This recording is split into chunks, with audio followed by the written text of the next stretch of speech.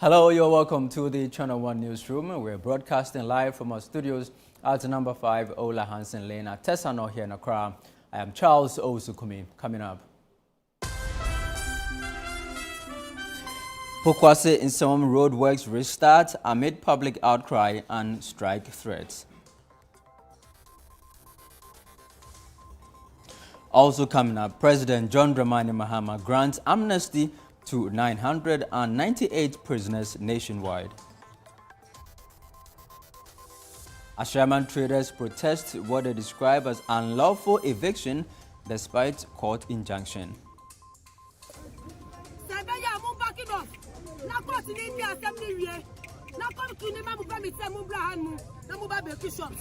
If the court didn't do that, then they move back out.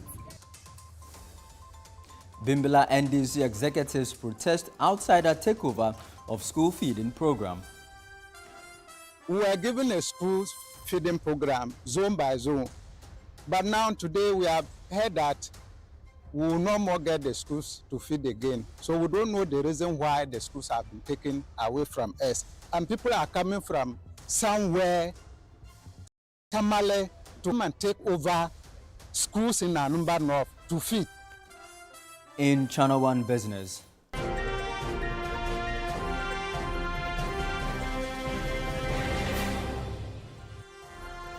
Gold Board launches crackdown on buyers over receipt violations.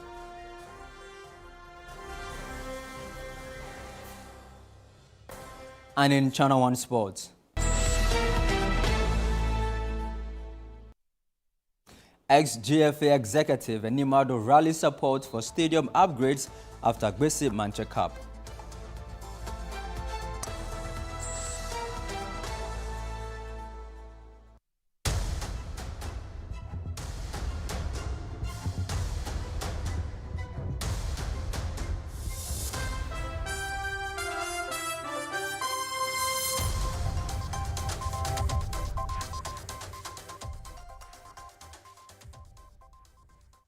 Grateful to you for choosing the Channel 1 Newsroom.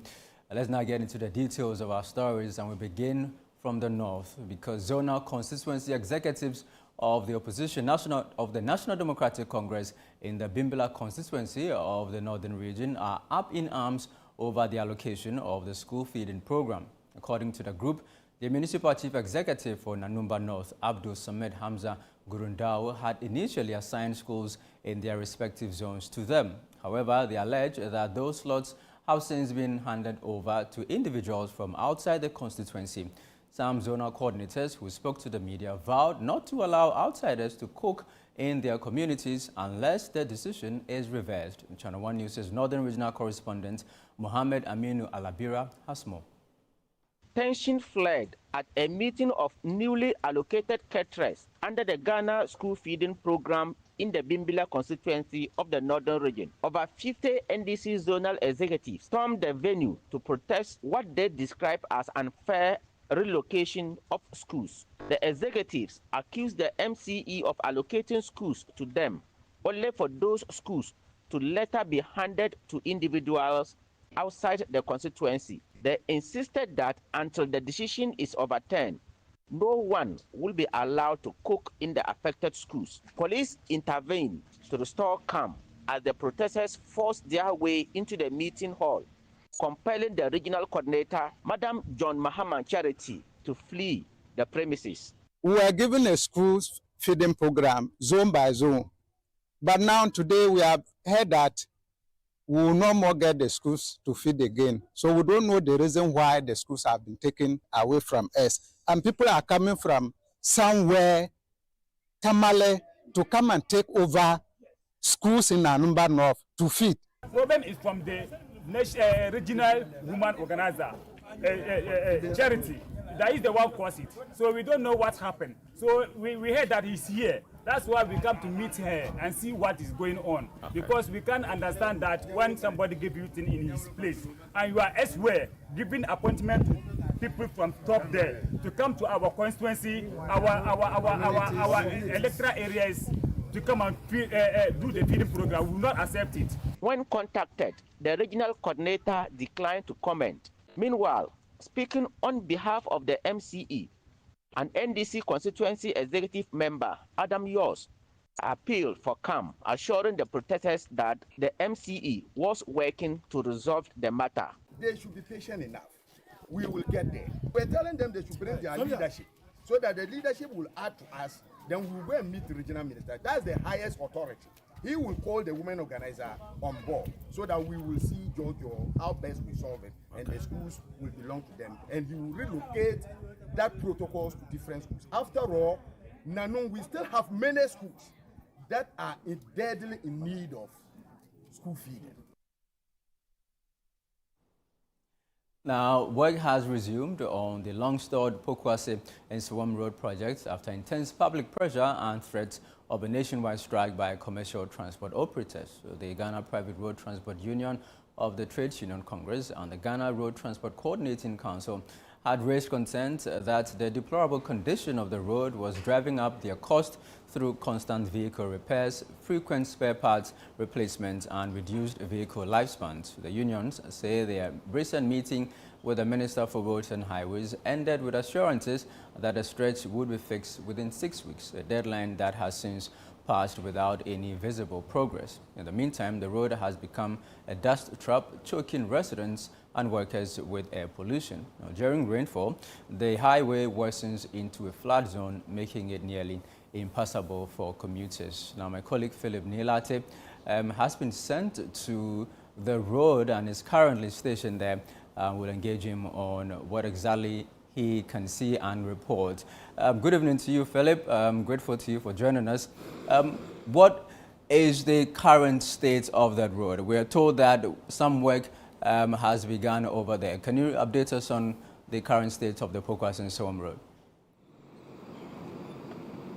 Charles, good evening, and good evening to our viewers. Where I'm stationed, currently located, is the satellite junction along the Ofanko and Sawam highway. Last week, if you came here, no vehicle was able to use this stretch, especially this portion of the road, because of how deplorable it was. And we had water filled up this place as a result of a downpour on Tuesday evening and Wednesday evening. But just on Saturday and Sunday, we understand that the contractors resumed work. For that reason, they've been able to fill up this place with some gravels to ease mobility on the stretch, and also get motorists to also ply on the stretch freely. But that is not the full solution that motorists are asking that at least these contractors should put in place. We also understand that when you go to the some side of the road, as of today, the contractors also moved in to address the situation on the road. If you came here last week, no vehicle was able to use this stretch, and that there was gridlock here. But today, it looks like the situation has eased a bit, and motorists are able to move freely on the stretch. But there is a bigger problem, which is that they are not able to move on the stretch with a speed that ideally they would go with, but they are moving at a very snail pace.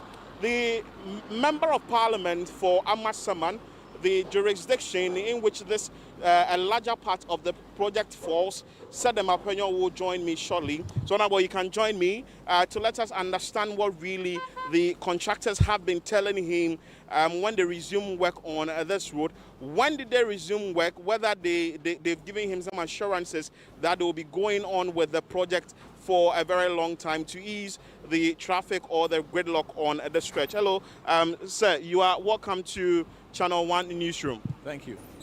Current situation on the project, what was done over the weekend and today, and what have the contractors been telling you? Well, as you rightly said, Saturday in the morning, I realized some work was being done here. Sunday, I went to church. When I came back, they were still here working. Today, they've moved to Ashaiman and then Samsam Junction. I drove to Samsam. I realized that they've done a bit of filling. Ashaiman, they've done a bit of leveling, or let me say reshaping, and a bit of filling. So what we see now is a situation we've not seen in the past 2 months. I've never seen vehicles drive at this speed in the past 2 weeks. There's always traffic here.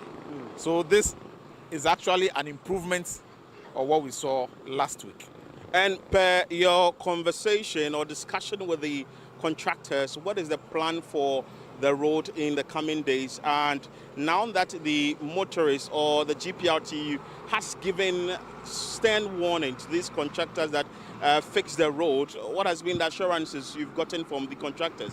Well, the engineers I spoke to this morning told me they are hoping to finish this stretch, as in the filling and the leveling of the road, by close of this week.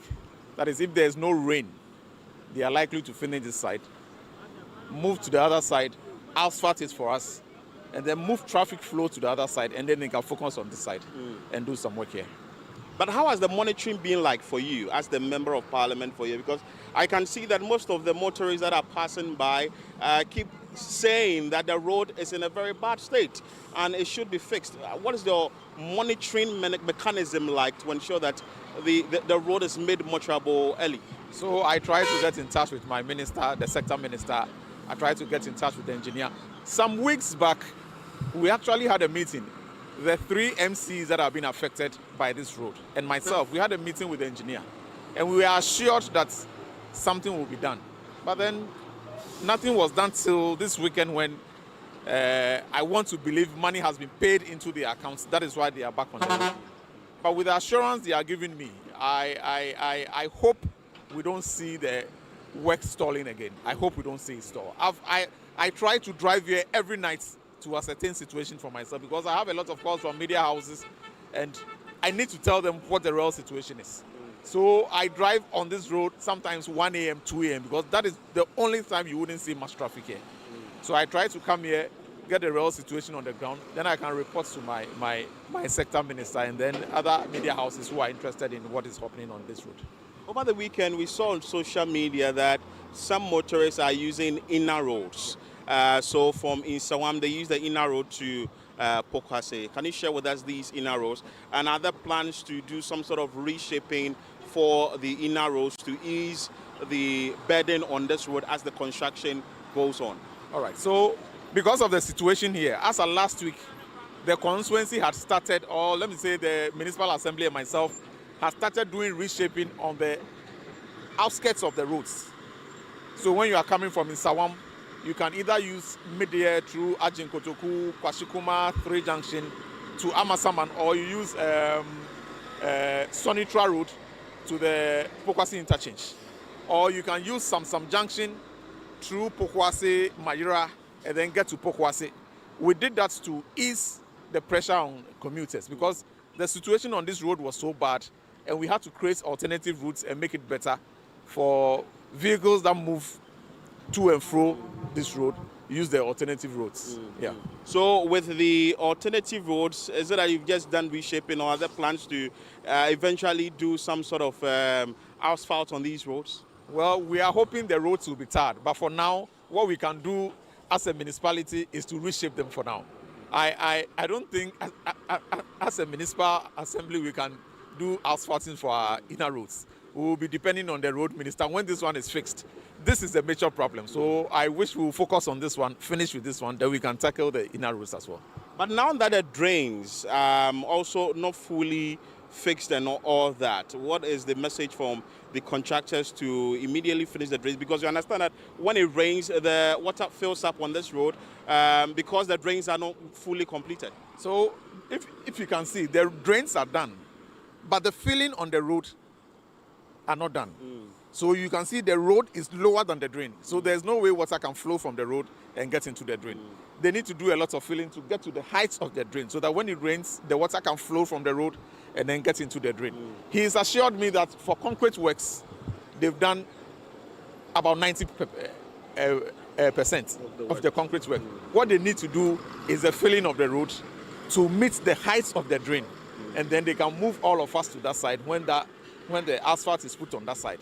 Then focus on this one and do it as they want the other one to be. Okay. Yeah. All right, well, thank you. I would want to engage some of the motorists, but unfortunately, as you can see behind me, the vehicles are moving very fast and all that because of the fact that the road has been made some sort of motorable but engaging them will be quite difficult. As of last week, if you came here, certainly you can't drive on the stretch, but the contractors are doing something, and we'll be monitoring the work on the grounds, especially on the Ofankor or the Pokwase to Insawam side of this project.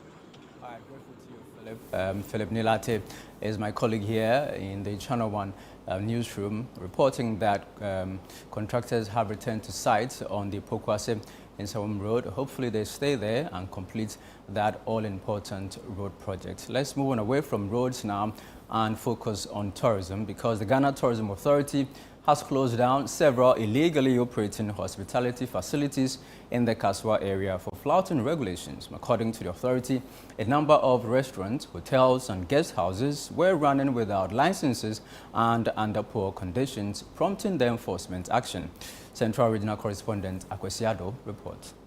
The affected facilities include restaurants, travel and tour companies, hotels, and guest houses located in Kaswa and Ofankor within the Awutu-Senya East Municipality, as well as Kakraba and Nyenyano in the Gomwa East District. Although some of these businesses have been in existence for years, their owners have failed to register and license with the Ghana Tourism Authority as required by the Registration and Licensing of Food, Beverage and Entertainment Enterprises Regulations 2016 LI 2238. While some operators claimed ignorance of the law, the GTA task force nonetheless enforced closures. During the inspection, the task force uncovered a guest house at Gomwanyenyano that was operating illegally and in substandard conditions at a hidden location. You need to suggest this is a guest house. I didn't try. I feel no starting to.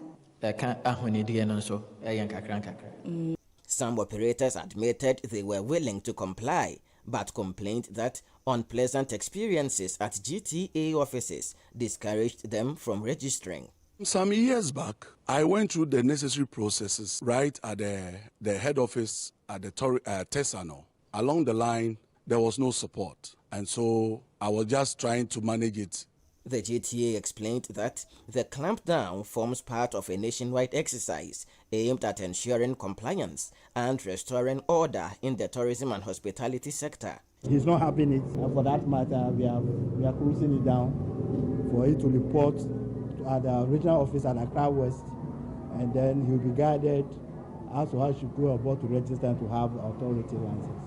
Authorities have also raised concerns that some of these unlicensed facilities could serve as hideouts for criminals, hence the need for strict regulation.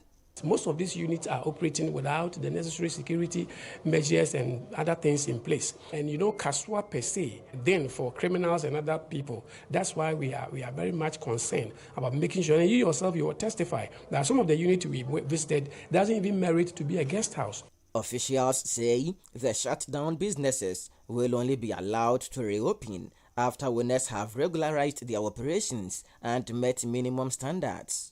The intention is not to prevent them from operating or put any stumbling block.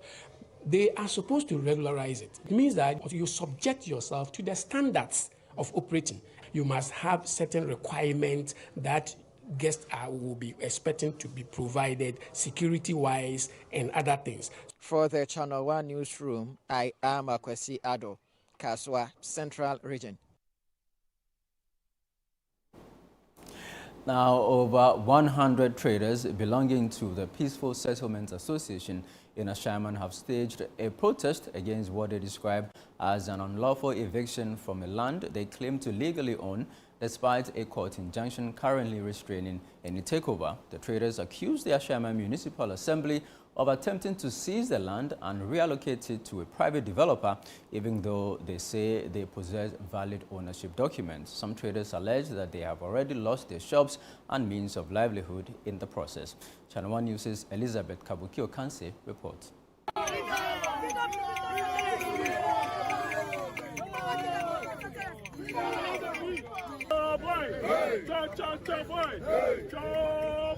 The demonstration began at the Ashaiman traffic light, with traders chanting and voicing their frustration over what they insist is an illegal attempt to eject them from their land. The group, made up of traders from the Ashaiman main market, maintains that the Ashaiman Municipal Assembly has disregarded a court injunction by moving to hand the land to a private developer.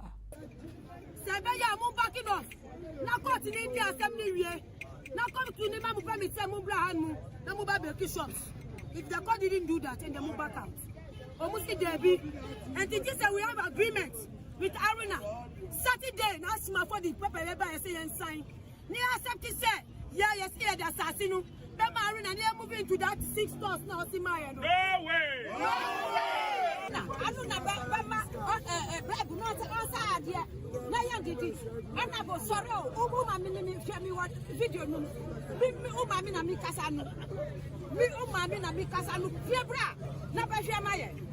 Association spokesperson Jeffrey Ellie told reporters that members will resist any attempt to forcibly remove them until the court delivers its ruling. The land belongs to Peaceful Settlers Association. We have documents to the land, and it's land, and we've been paying ground rent since the land has been leased to us. So we do not understand why the MC will be intimidating us under the guise of decongestion. Ashaiman MP Ernest Nobe has also waded into the matter, assuring traders that he would engage the Municipal Assembly to seek a resolution. The issue here is that Ashaiman is decongesting the community, the roadside. You are now telling me that they say this part is also part of the decongestion. That is why you are demonstrating. Is that not it? So I'll have to meet the chief executive, listen to him, the basis for which this place is also being decongested. But first of all, let's all understand, I am not to determine who the land belongs to, because I was not there, so I don't know. It is only the courts that can do that. Thank you. By the documentation. The traders are appealing to government and relevant authorities to step in to safeguard their livelihoods. Well, to help us better understand this current development in Ashaiman, we're joined via Zoom by the Municipal Chief Executive, Freeman Chekwu. Good evening to you, Honorable. The traders are alleging that the Assembly is disregarding a valid court injunction to evict them. Why is the Municipal Assembly disrespecting the orders of the court? Good evening, and good evening to your viewers. The Assembly is undertaking decongestion exercise.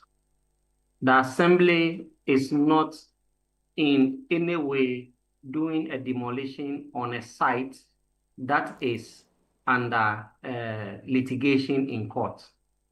I want to bring the distinction between a decongestion and then a demolition of a site that is in court. Okay. When we say decongestion, it means that it is an exercise by a government agency to claim an area that is congested or an area that is occupied by people that do not own the place under the government, within the government cycles. We are undertaking a decongestion of the roads because we have traders who are selling in the road. We have traders who are selling in the median. We have traders who are selling on pavement. And we have traders who have put up structures on road reservation. That has made our community clumsy. We have taken a decision to decongest the principal street, which is around the central business area. And where we have planned to take the people to is the Ni Anan Ajo market and then Na Amui market. With regards to the specific group, Peaceful Settlers, Peaceful Settlers have an adjoining land which shares boundary with the road. And they have put containers on the road, they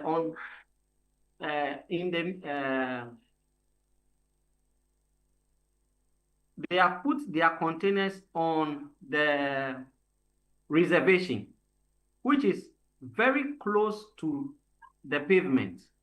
And then they display their wares or their things on the pavement. So, and these people are in the curve.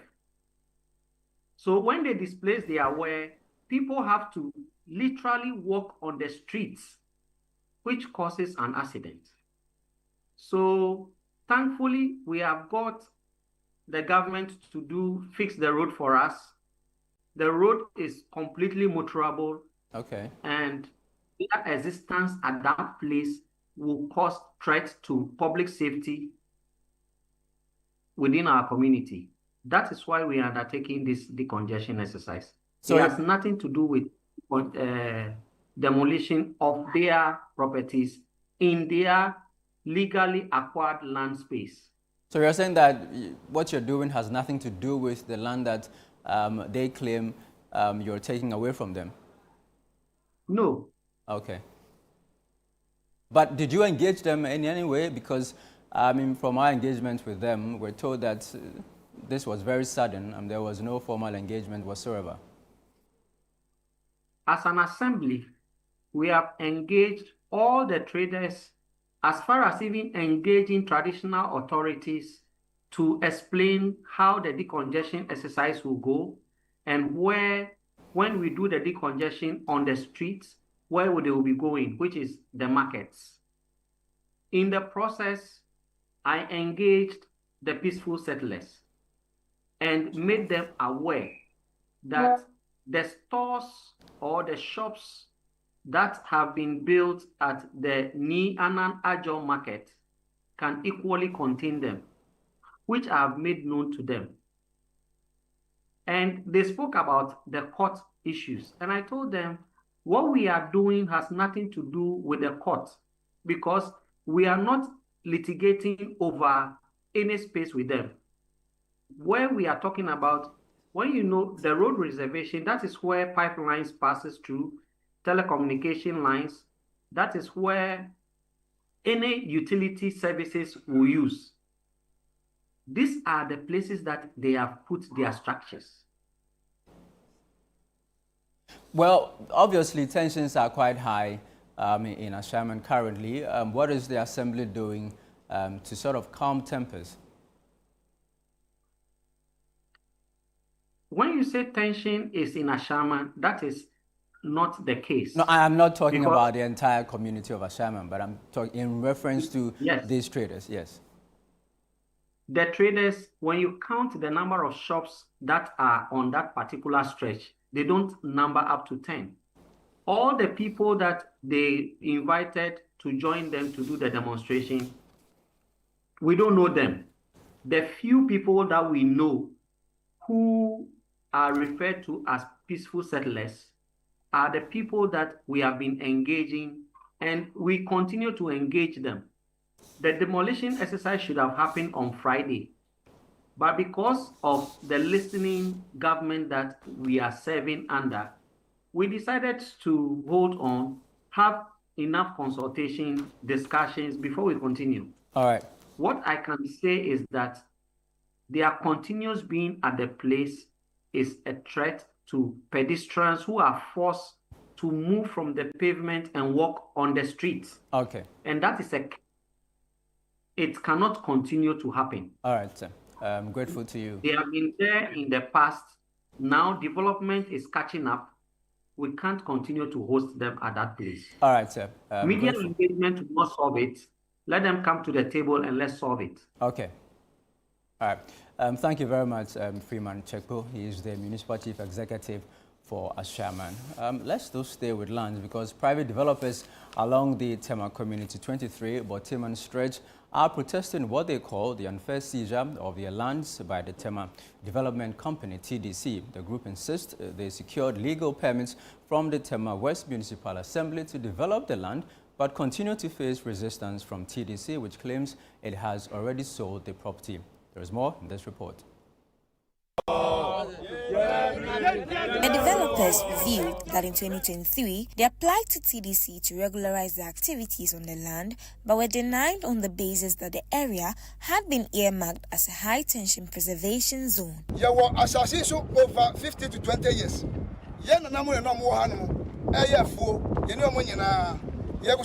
So many years. And they both hard develop it. And the hard developing no, you for it to be a year. And you know, you're joining to a TDC. Set TDC, Assassin way, I don't say I'm with him. Now, you be saying Assassin Amodiana. Samodia, you try allocation, man, like a more allocated my. Now you have one business one. And now somebody to Toma as well, Montoma. You try this back 3 good years. You want to this back at say, Assassino, a reserved land. Because there is a high tension, knows high tension, and there is gata one. Now, high tension to be a farmer. And you know, Sasadia, Yankotama West. 2 years later, the said TDC officials have seized containers and demolished some structures on the land, insisting the property belongs to other individuals. That's it, Juma. Yelly TDC near them. The Mawas instruction with their men in Ano, Yedis Pepe. You want no more TDC and Mantiano, task force, you know, any Govobia Basa, Ahano, Ayomodia, no matter one will be. And I catch that TDC say, Sir, Uswatom will be. Yet to us, and I say, The group laments that despite a directive from National Security halting demolitions and seizures pending investigations, TDC's actions have persisted. They are now appealing to government to intervene and stop further damage to their property. Now that TDC stepped in to take over the land, we see that it's a cheat. So we are just appealing to the government and the authorities to just step in our favor. Because this is where we feed our home. This is where we feed our children. This is where we pay our school fees and everything. So if TDC to take this land from us, we have nowhere to go. Meanwhile, the Nongua Traditional Council has also criticized TDC for taking unilateral decisions on lands they say fall under their jurisdiction. The Gbabu Labia of the council, Ni Obla, cautioned that legal action could be taken if the alleged unlawful seizures continue. GTDC, Ghana yemla oklebacho mlagbe shinonu ofiona wonto na mla loe ena ele wohingbe nechu. Now, President John Dramani Mahama has granted amnesty to 998 prisoners across the country, acting on the recommendation of the Prison Service Council in consultation with the Council of State and in accordance with Article 72(1) of the 1992 Constitution. The decision, which falls under the President's constitutional prerogative of mercy, was aimed at providing relief in deserving cases. Out of 1,014 inmates proposed for consideration, 998 were approved. In a statement, presidential spokesperson and Minister for Government Communications, Felix Kwatiofosu, confirmed the announcement. The beneficiaries include 787 first-time offenders, 87 inmates whose death sentences have been commuted to life imprisonment, and 51 whose life sentences have been reduced to 20 years definite term.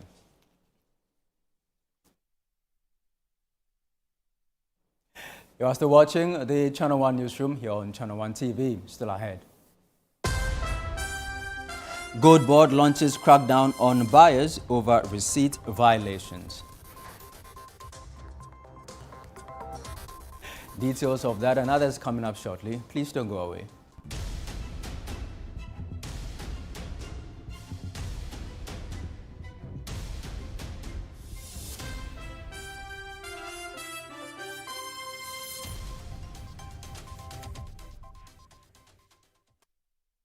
Hey Ghana, so you people know Miss Brother once more. If you knew, it's your boy. Kill them all, kill them all. But this time, I'm not only killing mosquitoes, I am killing the great.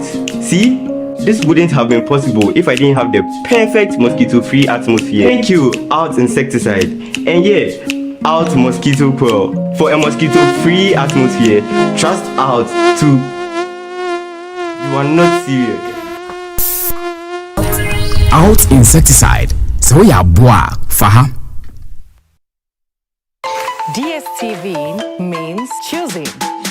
Amazing acting. Face branding. Wow. while streaming. Front row at the gaming and super fanning while on the going. Winning! Binging and blockbustering. While others are white ricing, you're jolloffing. This looks so good. With something for everyone, anything is possible when you're DSTVing. Start today with all sorts of packages to match your...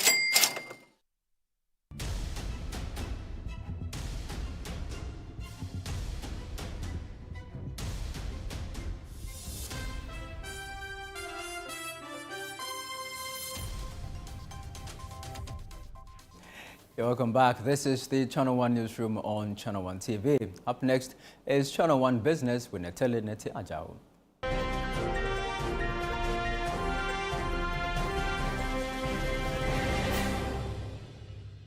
Channel 1 Business is brought to you by MTN and EcoBank.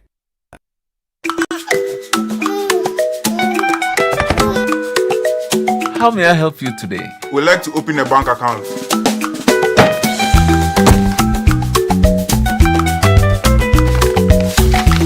Sign here, sign here, sign here, and here.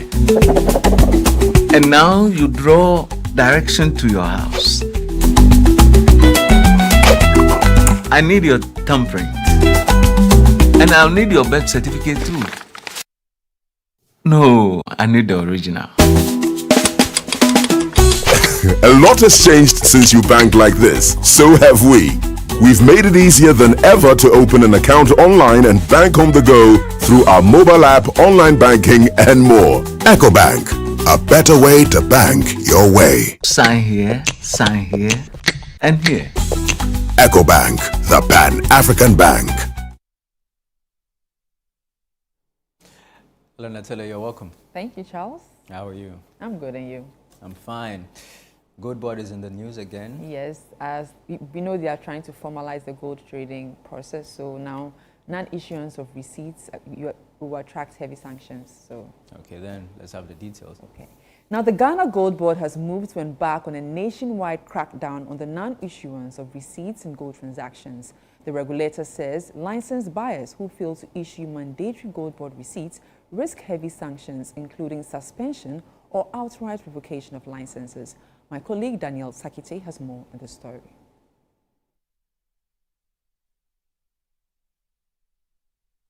The Ghana Gold Board, in a statement, said the use of gold board receipts is compulsory for all gold transactions involving licensed aggregators, self-financed aggregators, as well as Tier 1 and Tier 2 buyers.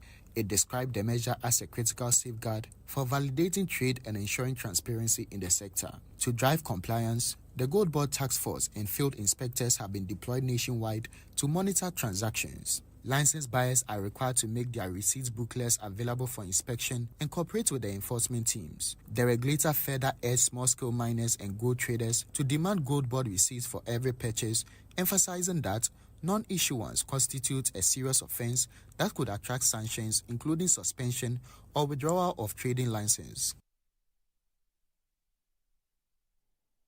The General Agricultural Workers Union is urging government to introduce bold policies under the 24-hour economy initiative to attract more young people into cocoa processing. The union cautions that while the youth are shying away from cocoa farming, the aging farmer population is gradually exiting the industry, a trend that poses a threat to the future of Ghana's cocoa sector. Daniel Odromensa has the rest of the story. 30-year-old Musa Baba has abandoned his cocoa farm. He cites lack of fertilizer, poor access to funding, and low producer prices. Cocoa no, ubeduya.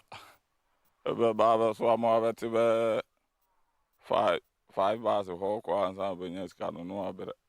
To us our no support. Ade amese sanu cocoa price no mama na koso. Bosomen. Onya be 10 million. For veteran farmer Stephen Billy, who has worked in cocoa for 25 years, the biggest struggle is convincing his children to continue the tradition.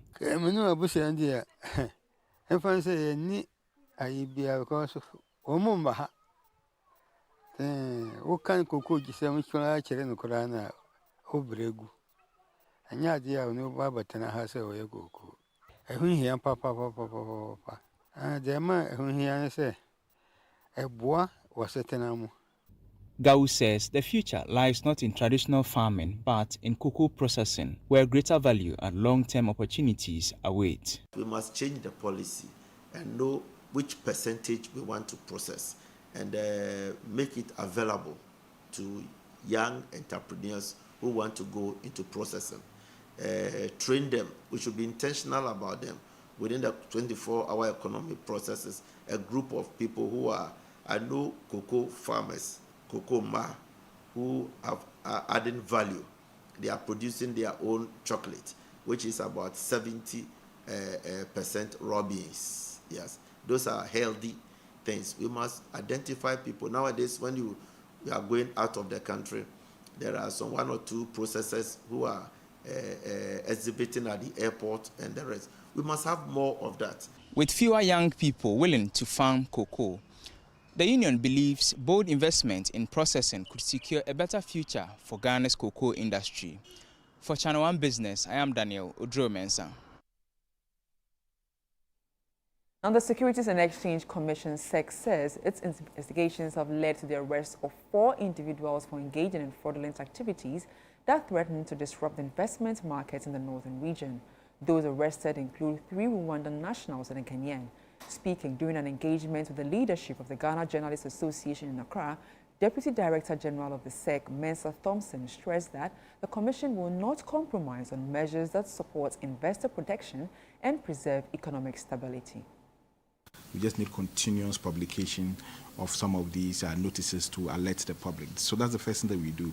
Then in-house, we have an investigations team that goes out to investigate these things. And 2 weeks ago, they were in the northern region. They were able to arrest 4 people, 3 Rwandan nationals. Yes. So we're telling you, they arrested 4 people. 3 of them are Rwandan nationals, and then 1 of them is a Ghanaian. So they work with the Yoko team and the Ghana Police Service. They arrested them, and so they were in custody. And they are currently standing trial because they were arrested in the northern region. Then we've engaged the Cybersecurity Authority also, and they've promised to help us with their surveillance tracking of these numbers. Today we met with the CID leadership as well. They are also now going to help us with the technical expertise, so in conjunction with Cybersecurity Authority, we will be able to clamp down on these things. Let's bring you an update on how the currency is performing on the interbank market.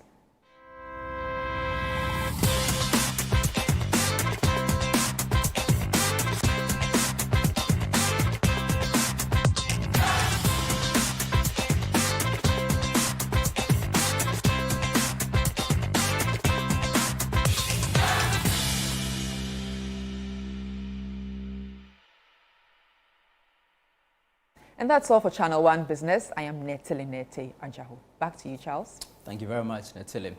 Let's do some more stories, because 3 months after the Kumasi mayor launched a decongestion exercise, the Central Business District has recorded significant improvement in traffic flow. While the initiative was initially met with skepticism over its sustainability, the Kumasi Metropolitan Assembly Task Force has remained firm, consistently impounding goods from traders who flout the directive. Channel 1 News' Ashanti regional correspondent Fatih Aminu Ibrahim reports.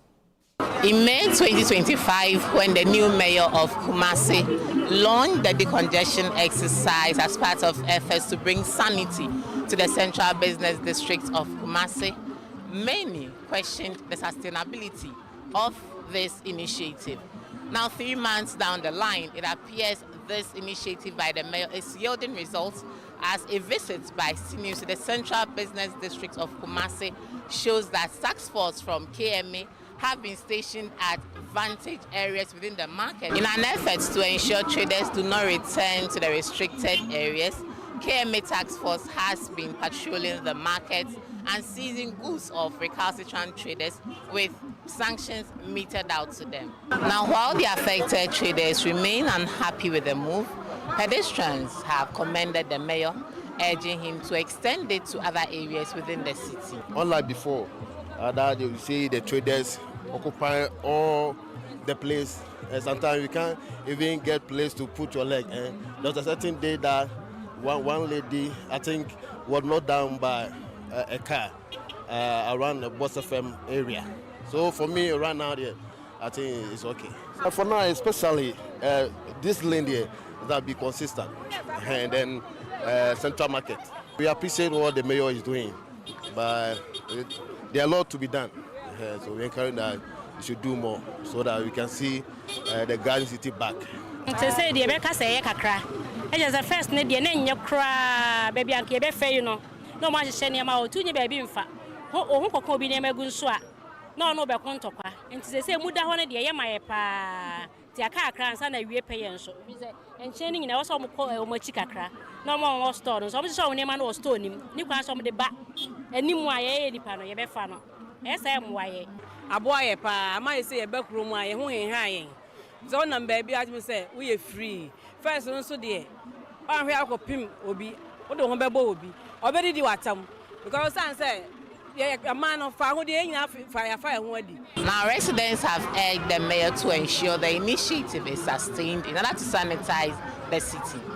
For Channel 1 News, I am Fatih Aminu Ibrahim, Central Business District of Kumasi.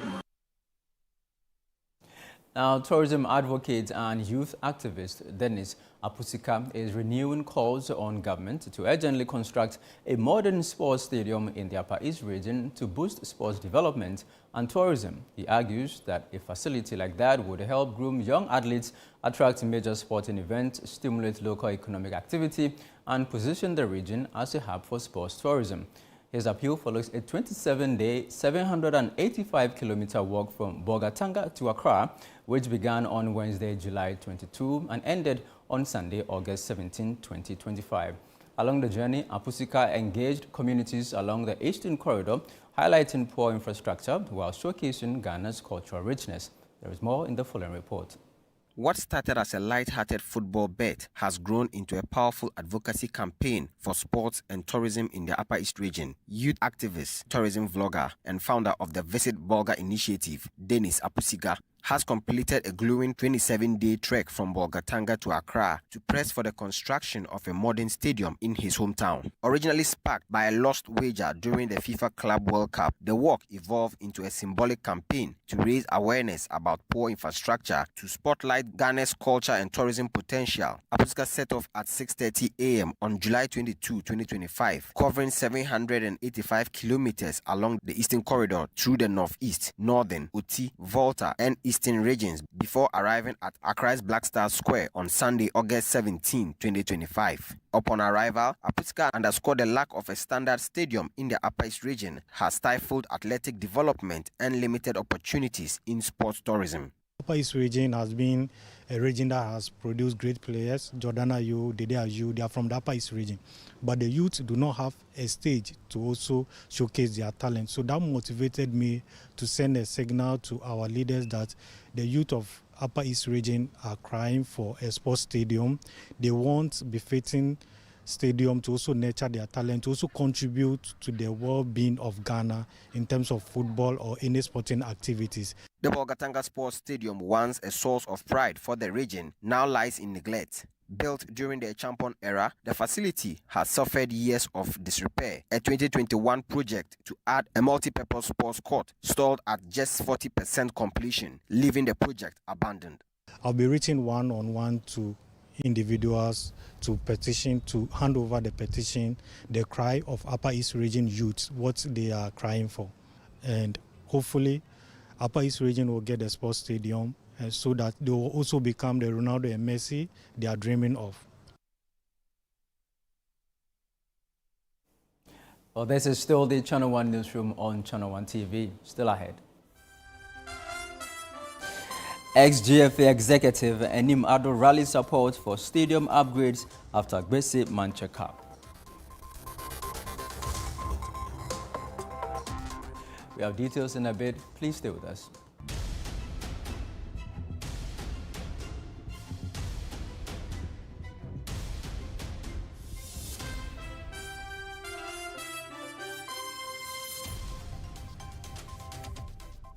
In Ghana, Ghana, West Africa, the mornings are somewhat, if not for the perfect companion. What a good day to start. Another day. It's always smiles knowing we are together. Ooh, what a feeling. We not go, you there for family. If it not be you, then who go there? Work is always effective with Nasco Home Appliances. No wahala if the sun is up. We there for your appetite. Never a dull moment to gulp something chilled. Classic home appliance for the fisher folks. Good vibes only while you wait. The feeling hits very deep. Enijepa ewa Nasco fie. Nasco, bring home happiness. DSTV means choosing. Amazing acting. Best friending while streaming. Front row at the gaming and super fanning while on the going. Winning! Binging and blockbustering. While others are white ricing, you're jolloffing. This looks so good. With something for everyone, anything is possible when you're DSTVing. Start today with all sorts of packages to match your...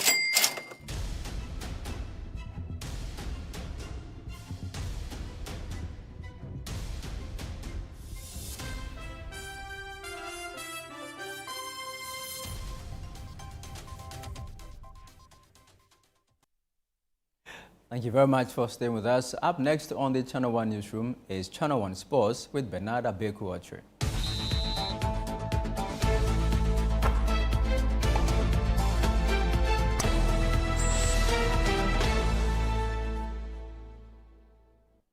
Hello, Beku. Good to see you. Yeah, good to see you, Charles. You look What do you great. have for us? The Accra Sports Stadium is said to be going through inspection from CAF. We have our World Cup qualifiers, so the mother federation, would have to come and inspect our facilities if it meets standards.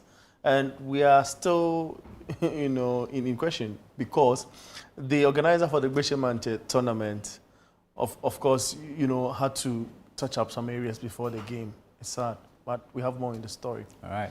Well, let's get to it, shall we now? A former Ghana Football Association Executive Council member and organizer of the Ashaiman Omo Charity Cup, Samuel Enimado, has urged government to prioritize investment in restoring the nation's stadiums ahead of the Black Stars World Cup qualifiers in September.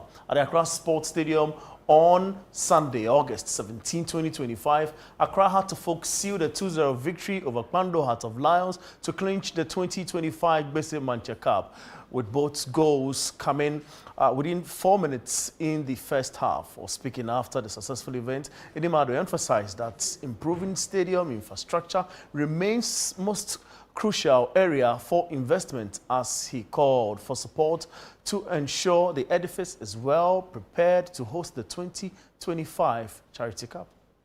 They came into office just recently. We have issues with a lot of things. I can't mention all of them, but I think if we can invest money in our game, and we want to invest money in our game, the most important edifice to invest money in is the pitches. Right. And the national stadia.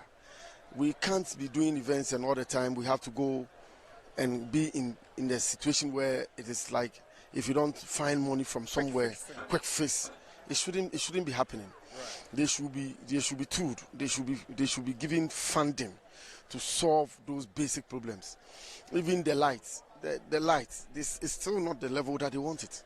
And the FIFA officials are coming to do inspection for the Blasters. This is the national stadium.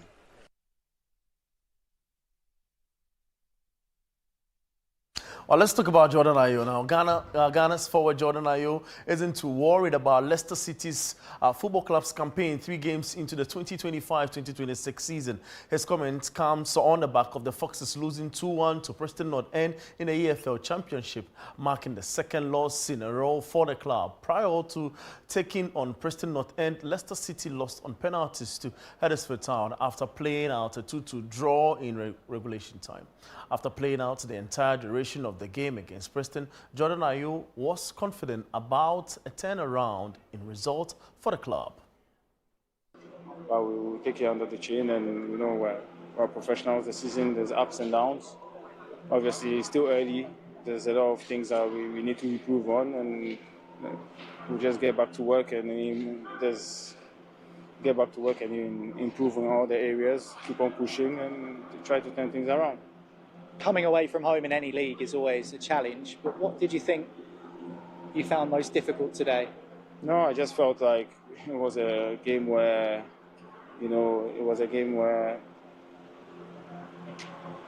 it a bit into their hands for them to be hitting them channel balls and stuff, but for us, it's a learning process. It's the first game away, so now we know what to expect when we go away from home. And like I said, nothing is perfect. It's not everything that's perfect. It's still early days, so we'll keep on working. And the most important thing for us is that in May we'll all be happy. Well, that's the latest from the world of sport, and I am Bernard Beko. Charles, over to you. Thank you very much. Well, that brings us to the end of this edition of the Channel One Newsroom on Channel One TV. Do visit our website, channel1newsonline.com, for more information, our top stories and more. Subscribe to Channel One TV on YouTube for more exclusive video content from Channel One TV.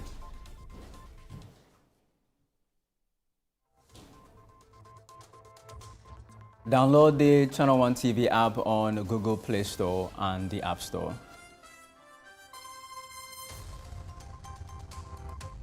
I am Charles Osukumi. Thank you for watching.